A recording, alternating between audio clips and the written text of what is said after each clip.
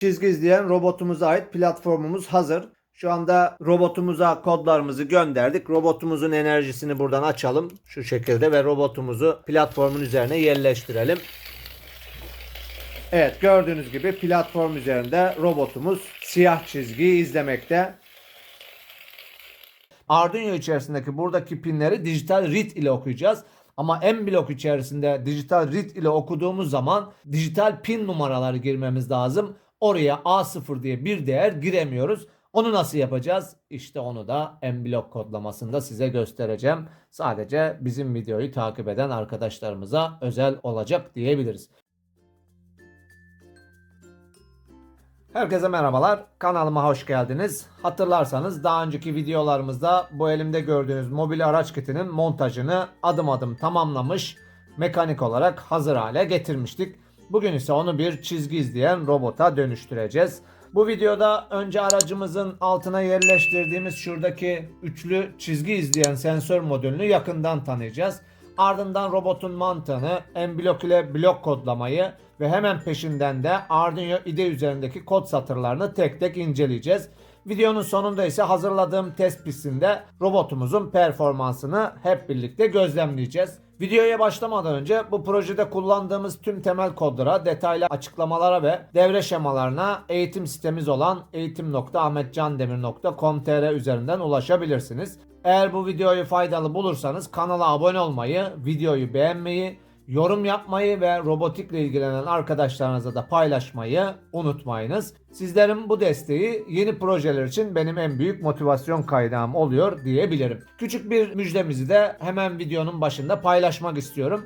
YouTube katıl butonumuz üzerinden kanalımıza destek olan ve 3. seviye uzman üyeliğe sahip olan dostlarımız için devasa bir proje arşivi adım adım oluşmakta. Uzman seviyesindeki üyelerimiz bu videodaki tüm Arduino kodlarına, devre şemalarına ve en önemlisi M-Block uygulamasında doğrudan açıp M-Block içerisine yükleyebileceğiniz hazır M-Block proje dosyasına bu özel arşivden anında ulaşabileceksiniz. Katılarak destek veren tüm hocalarıma ve takipçilerime şimdiden teşekkür ederim. Hazırsanız modülümüzü incelemeye geçelim. Evet, projemizin kalbi işte bu elimde gördüğünüz çizgi izleyen sensör modülü. Bizim modülümüz üçlü bir sensör modülü. Üzerinde sol, orta ve left olmak üzere 3 tane kızılötesi sensör bulunmakta. Nedir çizgi izleyen modül? Otonom hareket eden robotların yerdeki çizgiyi genellikle siyah zemin üzerindeki beyaz çizgiyi veya beyaz zemin üzerindeki siyah çizgiyi algılayarak belirli bir rotada gitmesini sağlayan bir algılama kartıdır. Peki bu çizgi izleyen sensörlerin çeşitleri var mıdır? Evet, vardır. Tekli, ikili, üçlü, dörtlü, beşli ya da profesyonel yarışmalarda kullanılan 8'li 16'lı sensör barları mevcuttur. Sensör sayısı arttıkça robotun viraj algılama kabiliyeti ve hassasiyeti de artmaktadır. Dijital çıkış verenler, yani sadece 0 veya 1 sinyal üretenler veya analog çıkış verenler, 0 ile 1023 arası değer üretenler olmak üzere de ikiye ayırabiliriz buradaki modülü. Bu modüllerin çalışma mantığı tamamen ışığın yansıması, yani zıtlık kontrast prensibine dayanır. Sensörün üzerinde yan yana duran 2 tane led vardır, bakın şuradaki gibi. Bunların biri dışarıya insanın göremediği bir kızılötesi infraruj ışık salar, verici şeklindedir. Diğer ise zeminden yansıyan gelen ışığı toplar, yani alıcı olarak görev yapar. Beyaz zeminde kızılötesi ışığı maksimum düzeyde geri yansıtır. Alıcı sensör bu yüksek yansımayı algılar. Siyah zeminde ise kızılötesi ışığı yutar, emer ve yansıtmaz. Alıcı sensör ışık alamadığı için siyahı ayırt etmiş olur. Modül üzerindeki şuradaki kırmızı ledlerde hangi sensörün o an çizgiyi algıladığını görmemizi sağlayarak bize hata ayıklamayı kolaylaştırır diyebiliriz. Peki bunu devreye nasıl bağlıyoruz? Bakın sensörün üzerinde bağlantılarımız var. Zaten biz bu modülü toplarken bu bağlantıyı yapmıştık. Bunun bir tarafında VCC, diğer tarafı GND ve VCC'nin yanında left, center ve right olmak üzere 3 tane de çıkış pinleri var. Left dediğimiz Arduino'da A0 pinine veya dijital pinlerin birine bağlayarak kullandığınız sensör tipine göre. Ortadaki pinimiz C, yani center olan pinimiz Arduino'daki A1'e, right olan pinimiz ise Arduino'daki A2 pinine bağlayarak devre montajımızı yapmaktayız. Bizim kullandığımız devrede de bu şekilde bir bağlantı var. Buradaki kartın üzerindeki modülümüzün içerisinde. Peki bu üç gözlü sensör aracı nasıl yönlendiriyor? Mantık çok basit. Eğer sadece orta sensör çizgiyi görüyorsa robotumuz her şey yolunda, düz git diyor ve iki motora da eşit güç veriyor. Çizgi sola doğru kıvrıldığında sol ve orta sensör aynı anda çizgiyi algılıyor ve robotumuz hafifçe sola dön diyerek sol motoru birazcık yavaşlatıyor. Eğer robot çizgiden tamamen sapar ve sadece en soldaki sensör çizgide kalırsa bu sefer sol motoru tamamen durdurup sağ motorla keskin bir dönüş yapıyor. Aynı durum sağ taraf için de geçerli. Yani robotumuz aslında yerdeki çizgiye göre anlık olarak motor hızlarını dengeliyor diyebiliriz. Bağlantıda dikkat edeceğimiz hususlar nelerdir? Bu sensörler zemine 0'a 0 dayandığında veya çok yukarıda durduğunda odaklama yapamaz ve kör kalır. İdeal çalışma yüksekliği zemin ile sensör arasında. Aslında 0,5 ile 1 santim arasında ama bizim sensörümüzün hassasiyeti ise bu altta olmasında biraz sıkıntı yaratabiliyor. Yani şuradaki ayarlama trim potu var. Bununla bu hassasiyeti ayarlayabiliyorsunuz. Örneğin bunu zemin üzerinde siyah renge denk getirdiğinizde buradaki ışıkların yanma şiddetine göre ya da yanma seviyesine göre buradaki trim potla ayarlayabilirsiniz. Genelde ben buradaki trim potu en son seviyeye ayarladığım halde bile bunu zemine yapıştırdığımda şuradaki mesafe belki de ortamına göre burası farklılıklar gösterecek ama çok bir yakın mesafeye geldiği için motorumuz böyle kendi etrafında dönme gibi, bazen çizgiden sapma gibi hareketler yapıyor. O yüzden ben başka bir araç kitinde şöyle bir şey yaptım. Onu da göstereyim. Şu da ikinci bir araç kitim. Bakın modülü bir tık daha yukarıya monte ettim. Şuraya, şu alt kısma değil de yukarıya. Ama bunu monte edebilmek için de şu üstten ilave delikler açmış oldum. Yani burayı da şu delikleri de bakın sonradan açtım. Bunu nasıl yaptım? Bir tane çiviyi böyle ısıtarak buralardan bir delik oluşturdum. Ve bu deliği birazcık genişleterek buraya vida delikleri açmış oldum. Bu üste bağladığımda daha stabil çalışmaya başladı. Yani şuradaki ayar düğmesi bu sefer de biraz servo motorun altına gelmiş oluyor ama onu öncesinden ayarlayıp servo motoru öyle montajını yaparsınız. Buradaki ayar düğmesiyle hassasiyetini ayarladığınızda buradaki çizgi üzerindeki hareket birazcık daha stabil oldu bende. Siz de eğer altta montajını yaptığınızda eğer bir sorun teşkil etmezse bu şekilde kullanabilirsiniz. Ederse bunu bir tık daha yukarı kaldırmakta fayda var diyebilirim. Bunun haricinde güneş ışığı veya tepeden vuran çok parlak spot ışıklar kızılötesi algılamayı olumsuz etkileyebiliyor. Test alanınızın aşırı parlak olmamasına da dikkat etmemiz lazım. Bir de tabii ki çizgi kalınlığınız var. Eğer bu işi ilk defa yapıyorsanız çizgi kalınlığınızı birazcık daha kalın tutabilirsiniz. Normal standartlarda ve yarışmalarda zannedersem 1,5-2 santim aralığında. Ben buradaki çizgi kalınlığını birazcık daha 3 santime yakın tuttum ki daha rahat hareket etsin. 3 santimin üstü de birazcık sıkıntılı olacaktır bu sefer çizgiyi ayırt etmek açısından. Çünkü şuradaki sensörlerin de arasında bir mesafe var. O mesafeyi de fazla taşmamak lazım. Peki nerelerde kullanabiliyoruz bu çizgi sensörlerimizi? Eğitim robotlarında, işte M-Block ve Arduino tabanlı başlangıç projelerinde, Map Robot Teknofest üniversite düzeyindeki robotik yarışmalarında, endüstriyel alanlarda, fabrikalarda veya depolarda yerdeki çizgileri, şeritleri takip ederek parça taşıyan otonom araç yönlendirmeli sistemlerde de bu sistem kullanılmakta diyebiliriz. Normalde Arduino kodlamasını yaparken şuradaki A0, A1 ve A2 pinleri bunun arka tarafından buraya bağlı. Bunu kodlayacağız. Arduino içerisindeki buradaki pinleri dijital read ile okuyacağız. Ama M-Block içerisinde dijital read ile okuduğumuz zaman dijital pin numaraları girmemiz lazım. Oraya A0 diye bir değer giremiyoruz. Onu nasıl yapacağız? İşte onu da M-Block kodlamasında size göstereceğim. Sadece bizim videoyu takip eden arkadaşlarımıza özel olacak diyebiliriz. Şimdi isterseniz bilgisayar başına geçelim. M-Block kodlamasını öncelikli olarak bir tasarlayalım. Daha sonra da Arduino kodlamasını da göstereceğim size. Hatta iki tane Arduino kodlamasını göstereceğim. Bir tanesi beyaz zeminde siyah şeritli, bir tanesi de siyah zeminde beyaz şeritli olarak. Hangisini kullanmak isterseniz iki kod bloğunu da kullanabilirsiniz. M-Block'ta da en çok kullandığımız sistem olarak beyaz zeminde siyah şeridi göstermiş olacağım. Bunların kodlamasını yaptıktan sonra da hep birlikte devremizi platformun üzerinde bir test edeceğiz. Şimdi birlikte kodlamaya geçelim.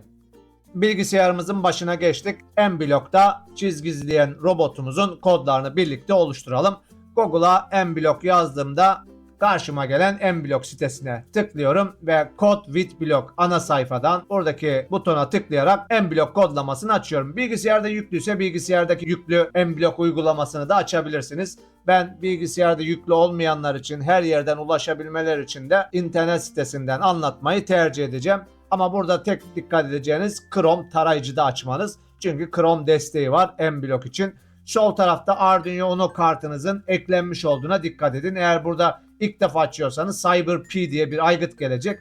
Bunu çarpıdan kaldırın. Daha sonra ekle butonuna tıklayarak buradan Arduino Uno, şuradaki yeşil olan A-Block tarafından geliştirilen Arduino Uno kartımızı seçip tamam dediğinizde kartınız buraya gelecek ve bloklar da buraya gelmiş olacaktır. Şimdi kodlamamıza başlayalım. İlk önce olaylardan Arduino Uno başladığında bloğumu buraya alıyorum. Sadece bir tane blok İngilizce yazıyor. Bu da When Arduino Uno Startups. Bu bloğu buraya alıyorum ve altına kontrol içerisinden sürekli tekrarla bloğunu yapıştırıyorum. Şimdi burada sensörlerimi tanımlayacağım. Bunun için değişkenlere geliyorum. Bir değişken oluştur diyorum. Buraya sol sensör diye bir değişken oluşturalım. Türkçe karakter kullanmıyoruz burada. Arada bitişik de yazabilirsiniz, çizgi de koyabilirsiniz. Bir tane daha oluşturalım. Bu sefer orta sensör olsun. Ve bir tane daha oluşturuyorum. Bu sefer de sağ sensör, yumuşak G yerine normal G yazıyorum. Ve değişkenlerimi oluşturuyorum. Şimdi sürekli tekrarların içerisine bu değişkenlerimi ekleyeceğim. Şuraya bir tanesini ekledim. İkinciyi ekliyorum.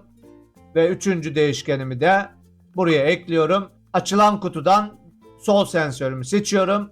İkinci kutumda orta sensör, üçüncüsünde de sağ sensörüm olacak şekilde burayı ayarlama yapıyorum. Benim mobil robot kitimde üçlü sensörüm analog A0, analog A1 ve analog A2'ye bağlı. Ama oradaki değerleri ben dijital read diye okuyacağım. Yani dijital oku pininden alacağım. Şimdi dijital oku pinini buradan getiriyorum. Bakın şuradaki pin bloğunu alıp buraya yerleştiriyorum.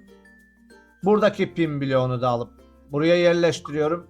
Buradaki pin bloğunu da alıp buraya yerleştiriyorum. Sol sensörüm A0'a bağlı. Buraya A0 yazmaya çalışayım. Bakın A harfini yazmıyor. Sıfırı yazıyor mu? Yazıyor ama A harfini yazmıyor. Peki burada ne yapacağım?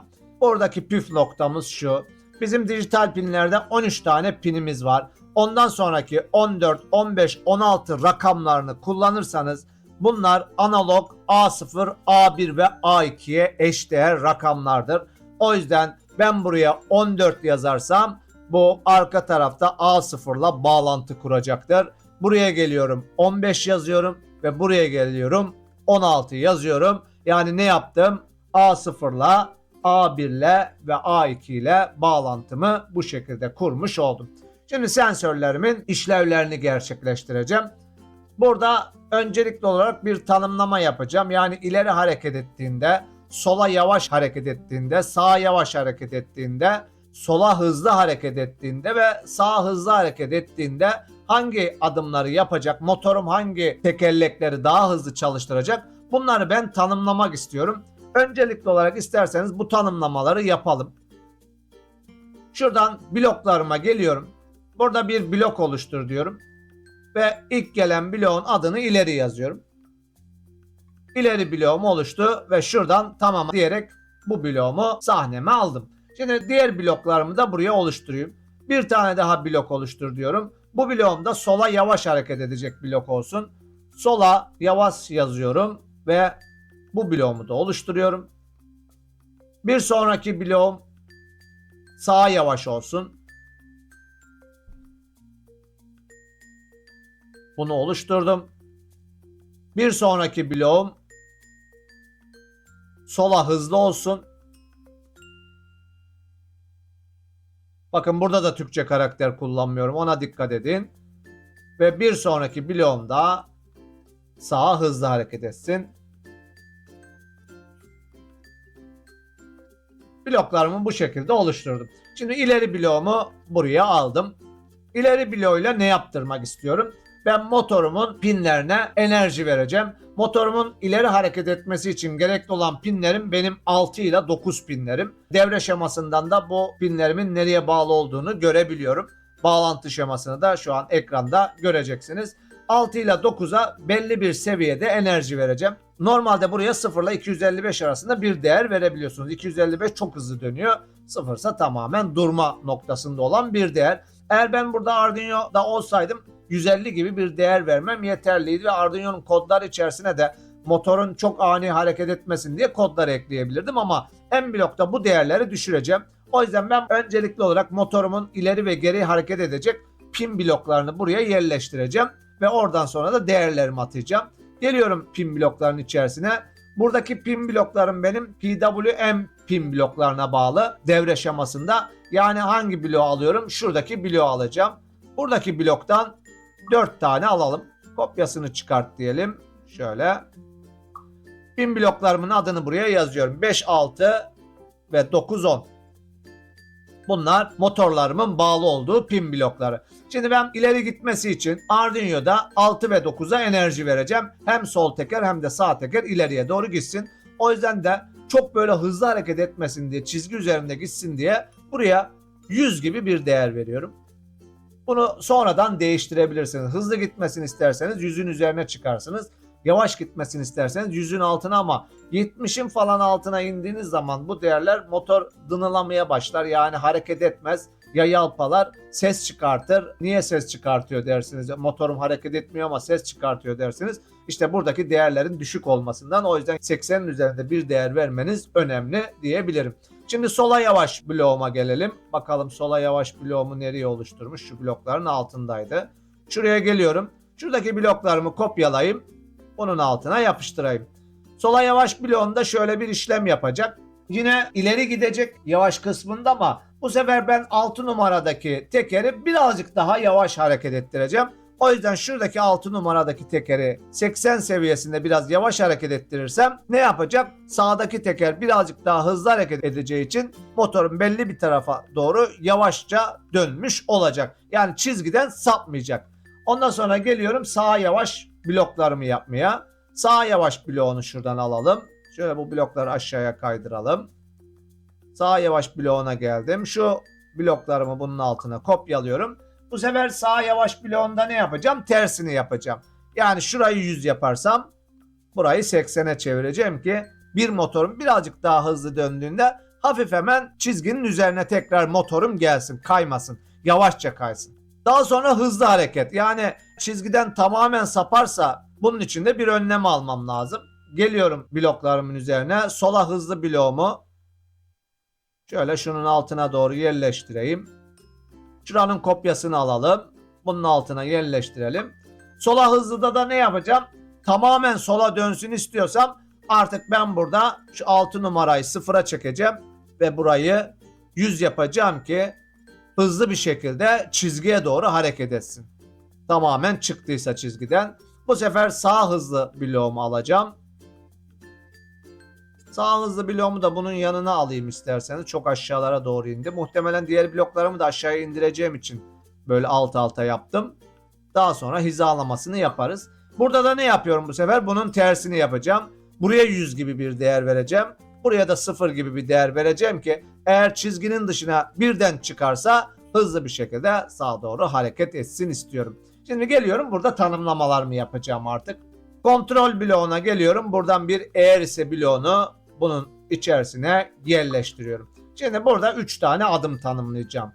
Diyeceğim ki eğer son sensörüm üzerinden bir sinyal alıyorsam, orta sensör üzerinden bir sinyal alıyorsam, sağ sensöründen bir sinyal alıyorsam buna göre hareket et. Ve V'lerle bunları birleştireceğim. O yüzden buraya işlemler içerisine geliyorum. Şuradaki V bloğumu bunun içerisine alıyorum. Bir V bloğu daha alayım. Şöyle. Şimdi bunun içerisine işlemlerimi sıralayayım. Eşittir bloğunu alacağım işlemlerim içerisinden. Şuradaki eşittir bloğunu ilk V bloğunun içerisine alıyorum. Ve değişkenlere geliyorum. Sol sensörden okuduğun değer 0 ise bunu buraya aldım. Ve işlemlerin içerisinden önce eşittir ekleyelim. Eşittir bloğunu buraya ekleyeyim. Bir eşittir bloğu da onun yanına ekleyeyim. Evet. Geliyorum değişkenlerin içerisine. Orta sensörden aldığım değer ve sağ sensörden aldığım değer.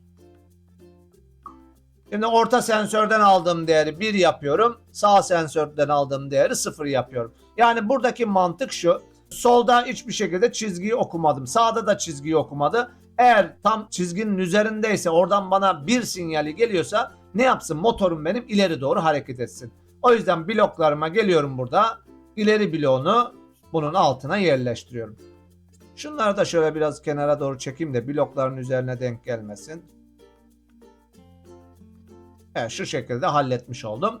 Yani ne yaptım, mantığını bir daha söyleyeyim. Orta sensörden siyah rengi gördüğü andan itibaren motorum ileriye doğru hareket edecek. Şimdi buradaki blokları kopyalayacağım artık. Mantığı buna göre değiştireceğim.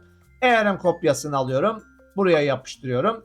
Bu sefer diyorum ki motor biraz hafif sola doğru kaydıysa, yani sol sensörde 1 geldiyse, yine motorum tamamen çizgiden çıkmadı ama hafif de sola kaydı. Solda bu sefer 1 geldi. Ortada bir komutu varsa ne yapsın istiyorum bu sefer? Sola birazcık yavaş gelsin. Geliyorum burada. Motoru biraz döndürsün. Nereye doğru? Sola doğru tekeri biraz hızlı çalıştırsın ki şeridimi ortalasın. Şimdi geliyorum buradan eğer'e tıklıyorum. Kopyasını çıkart diyorum. Buraya yapıştırıyorum. Bu sefer diyorum ki sol sensörüm değil de motor hafif sağa doğru hareket etti. Sağ sensörüm bu sefer enerji verdi. Ne yapacak? Bu sefer hafif sağa doğru dönsün istiyorum. Sağ yavaş bloğuna, şuradaki bloğumu alıyorum buraya. Sağ yavaş bloğumda bu çalışacak bakın. Sol motorum biraz hızlı hareket ettiğinde hafif sağa doğru yanaşmış olacak. Çizgimi ortalasın. Eğer diyelim ki ani bir hareket yaptı. Kopyasını çıkart diyorum. Bunun altına yapıştırıyorum. Ani bir hareket yaptı. Ortadaki çizgim de sensörüm de sıfıra düştü. Ve sol sensörüm 1 oldu. Ortadaki sensör tamamen çizgiyi hiç görmedi. Ne yapsın bu sefer? Sola doğru çok hızlı bir şekilde hareket etsin ki tam çizgiye gelsin. Sola hızlıyı alıyorum buraya. Ve son işlemimde de burayı tekrar kopyalıyorum. Geliyorum buraya. Burada ne yapacak? Bu sefer sağ taraf eğer tamamen sensörü gördü, orta taraf yine sensörü görmediyse, şunları da şöyle bloklarımı düzenleyeyim tekrar. Bu şekilde.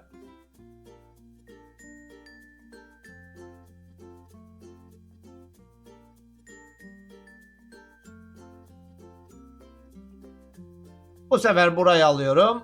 Burada ne yapacak? Sağa hızlı dönmüş olacak. Evet, tanımlamam bu şekilde. Motorlarımın hareketleri. Şöyle isterseniz bir kontrol edelim baştan beri. Nereye bağladık? Sol sensörümü 14, 15, 16. İleri tanımlamamızı yaptık. İleri giderken 6 ve 9 100 olacak. Sola yavaş giderken 6 ve 9 80'e ve 100 olacak. Diğerleri 0 olacak. Sağa yavaş giderken bu sefer tersi olacak. 600, 9 ve 80 olacak. 9 numaralı pin 80. Sola hızlı hareket edeceği zaman diğerleri 0. Sadece 9 numaralı pin enerji olacak. Diğer tekerler duracak. Ve sağ hareket edeceği zaman da dönmeye başlayacak. 6 numaralı pine bağlı olan tekerim. Kodlarıma baktığım zaman da ne yapacak? Sağ ve sol sensörler 0. Orta sensörden bir dijital veri aldıysam ileri hareket edecek. Eğer sol sensörle orta sensörden veri aldıysam motorum sola yavaşça dönecek. Eğer orta sensör ve sağ sensörden veri aldıysam motorum sağa yavaş dönecek. Eğer ki orta sensörüm de tamamen çizgiden çıktı, sağ da çizgiye bakmıyor, sadece sol sensör çizgiye bakıyorsa bu sefer sola hızlı doğru hareket edecek. Ve son olarak da sağ sensörüm sadece çizgi üzerindeyse sağa doğru hareket etmiş olacak.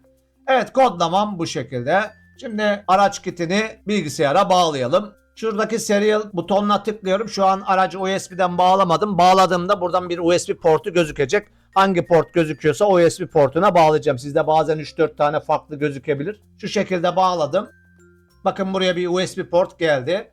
Eşlendi kısmına tıklıyorum ve bağlana tıkladığımda şurada bağlandı diye bir yazı geldi. Şu an artık mobil araç kitimi bilgisayarıma bağladım.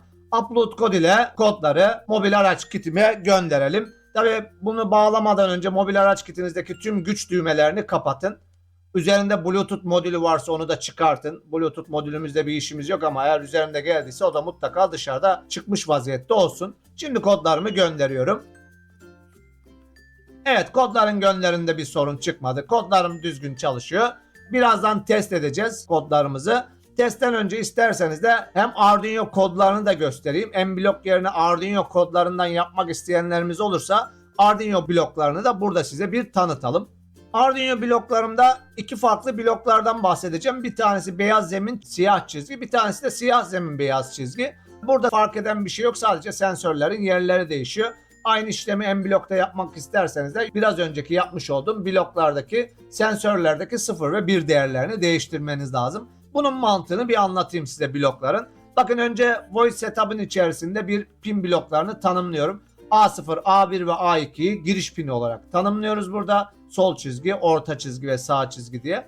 Bunun altına motor PWM frekanslarını ayarlıyoruz. Yani motorun daha sessiz ve yüksek frekansta daha parazitsiz çalışmasını sağlıyor. Şuradaki iki tane komutumuz. Bir tanesi D9 ve D10 pinlerinin PWM frekansını ayarlıyor. Bir diğer bloğum ise D5 ve D6 pinlerinin PWM frekansını ayarlıyor. Bunlar olmazsa motorun ataleti birazcık daha yüksek oluyor. Daha hızlı hareket ediyor. Daha sonra motor pinlerini çıkış pini olarak burada tanımlıyorum. Sol motor ve sağ motor pinlerini. Void loop'un içerisine geliyorum. İşte biraz önceki M-Block'ta yaptığım işlemi burada yapacağım. Diyeceğim ki sadece orta sensör siyah çizgideyse high geliyorsa, sol ve sağ sensörler beyaz zeminde low gelirse. Buradan okuyorum değerleri. Bakın orta çizgiden high geliyor ve diğerlerinden low geliyorsa ne yap diyorum? 6 numaralı pine, bu sefer dikkat ederseniz ben M-Block içerisinde 100 gibi bir değer vermiştim.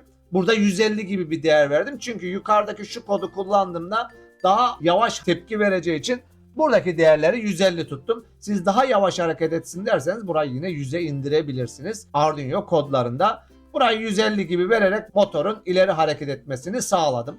Hemen altında ikinci durum. Sola yavaş dönüşte ne olacak? A0'dan high geldi, A1'den high geldi ve A2'den low geldi. Yani sağ sensörden low geldiğinde ne yapacak?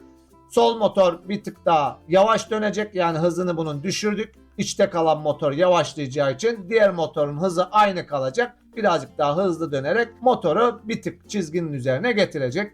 Daha sonra hafif sapma, yani sağa dönüş için ne yaptık? Sağ ve orta sensörden 1 geldi, sol sensörden 0 geldiğinde de bu sefer sol motor hızını sabit tuttuk ve sağ motorun hızını biraz düşürerek motoru bir yöne yavaşça çevirdik.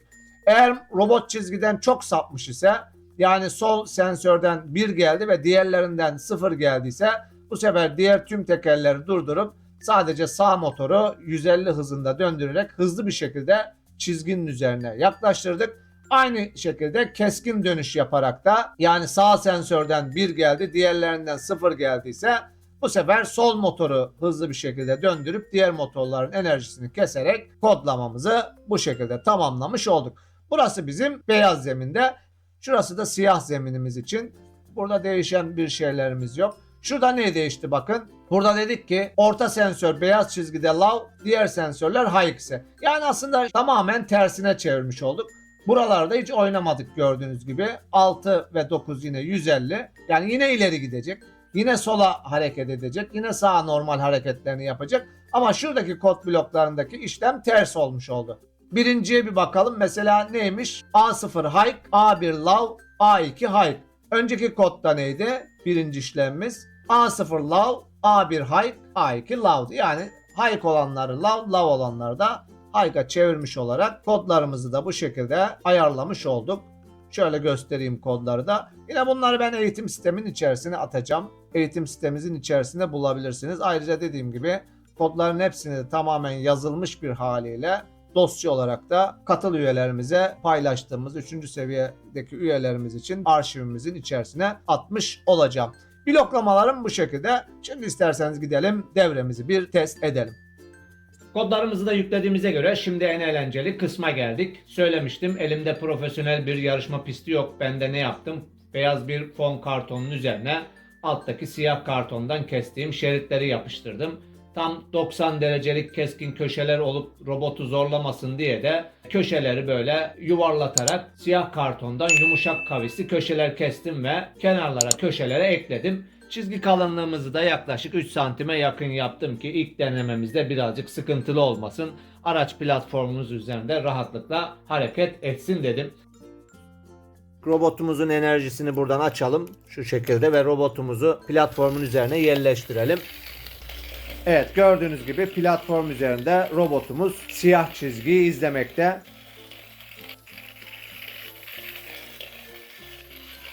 Umarım sizler için bilgilendirici ve keyifli bir video olmuştur. Videomuzu beğenmeyi, kanalımıza abone olmayı ve kafanıza takılan soruları yorumlarda sormayı unutmayın. Mümkün olduğunca cevaplamaya çalışıyorum yorumları. Kısa bir zaman sonra da üyelerimize özel bir YouTube canlı yayını yapıp en azından oradaki sorularınızı da cevaplamaya çalışacağım. Bir sonraki robotik projemizde görüşmek üzere diyorum. Hoşça kalın.